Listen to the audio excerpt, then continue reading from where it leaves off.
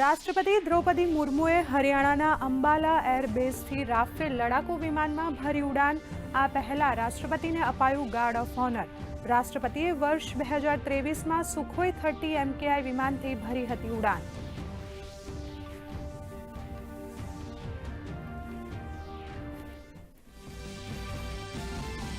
પ્રધાનમંત્રી નરેન્દ્ર મોદી મુંબઈમાં maritime leaders કોન્ક્લેવને કરશે સંબોધિત. સાથે જ ગ્લોબલ મેરીટાઈમ CEO ફોરમની પણ કરશે અધ્યક્ષતા. ફોરમમાં વૈશ્વિક સમુદ્રી કંપનીઓના CEO, રોકાણકારો, નીતિ નિર્માતા, ઇનોવેટર્સ વૈશ્વિક સમુદ્રની ઇકોસિસ્ટમ પર કરશે ચર્ચા. બિહારમાં ઝંઝાવાતી ચૂંટણી પ્રચાર. કેન્દ્રીય ગૃહમંત્રી અમિત શાહની દરભંગા, સમસ્તીપુરા અને બેગુસરાયમાં જનસભાઓ. તો ભાજપના દિગ્ગજ નેતાઓ રાજનાથસિંહ, યોગી આદિત્યનાથ, નીતિશ કુમાર સહિત ઇન્ડી ગઠબંધનના રાહુલ ગાંધી અને તેજસ્વી યાદવની સંયુક્ત સભાઓ.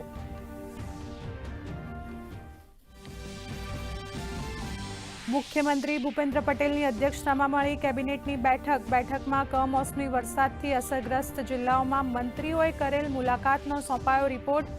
તો ખેડૂતોને થયેલ નુકસાનના વળતર અંગે થઈ ચર્ચા અને 31 ઓક્ટોબર એકતાનગર કેવડિયા ખાતે એકતા દિવસની ઉજવણીના આયોજનની કરાઈ સમીક્ષા. મુખ્યમંત્રી ભૂપેન્દ્ર પટેલે કેબિનેટ બેઠકમાં પ્રવક્તા મંત્રીઓના નામની કરી જાહેરાત. હર્ષ સંઘવી અને જીતુ વાઘાણીને સોંપાઈ જવાબદારી. પ્રવક્તા મંત્રી તરીકે બંને રાજ્ય સરકારના કેબિનેટ નિર્ણયો, જાહેર નીતિઓ અને વિકાસ કાર્યોની માહિતી મીડિયા સમક્ષ કરશે રજૂ.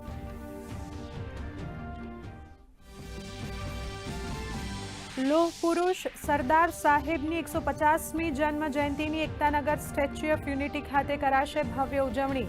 પ્રધાનમંત્રી નરેન્દ્ર મોદીના આગમનને લઈ સ્ટેચ્યુ ઓફ યુનિટી ખાતે તૈયારીઓને અપાયો આખરી ઓપ. આજે કરાઈ ફૂલ ડ્રેસ રિહર્સલ પરેડ. રાજ્યમાં આગામી 3 દિવસ વરસાદનું જોર વધવાની હવામાન વિભાગે કરી આગાહી. છેલ્લા 24 કલાકમાં 136 તાલુકાઓમાં વરસાદ. તો નવસારી, ડાંગ, વલસાડમાં ભારે વરસાદનું ઓરેન્જ એલર્ટ. માછીમારોને દરિયો ન ખેડવા સૂચના.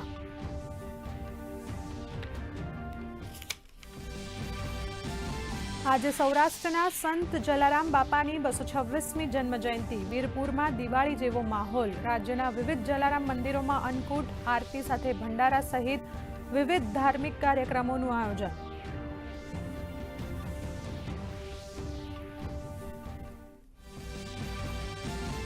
અને ઓસ્ટ્રેલિયાના કેનબરામાં આજે ભારત અને ઓસ્ટ્રેલિયા વચ્ચે 5 મેચોની T20 સિરીઝની પ્રથમ મેચ. સૂર્યકુમાર યાદવની કેપ્ટનશીપમાં ભારતીય ટીમમાં ઘણા મોટા ફેરફાર થવાની શક્યતા. તો ICC મહિલા ક્રિકેટ વિશ્વકપમાં આજે ઇંગ્લેન્ડ અને દક્ષિણ આફ્રિકા વચ્ચે ગુવાહાટીમાં પહેલી સેમીફાઇનલ મેચ.